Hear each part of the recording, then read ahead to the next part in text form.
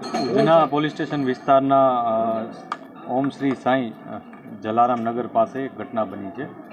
આ ઘટનામાં 2 માળનું જે મકાન છે એમાં પહેલા માળે બે મૃતદેહ મળી આવ્યા છે.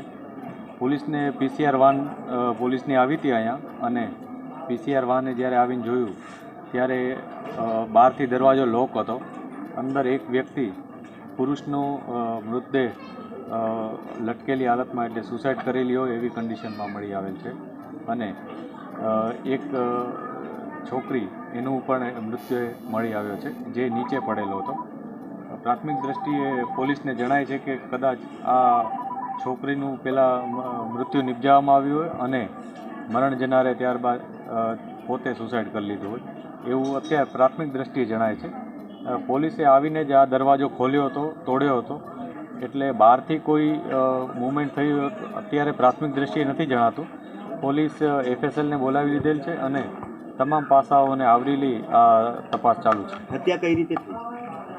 હજી અમે જે તપાસ કરી રહ્યા છીએ એ મુજબ અત્યારે છોકરીનો મૃતદેહ નીચે મળી આવેલ છે, અને જે છોકરો હતો એને સુસાઇડ હાલતમાં એનો લટકતો મૃતદેહ મળ્યો છે. એટલે કદાચ એવું બને કે સળિયા કે એવું કંઈ મારીને છોકરીનું મૃત્યુ નિપજાવ્યું હોય અને ત્યારબાદ પોતે સુસાઇડ કરી લીધું એવું જણાય છે. બંને વ્યક્તિનું નામ અને ઉંમર?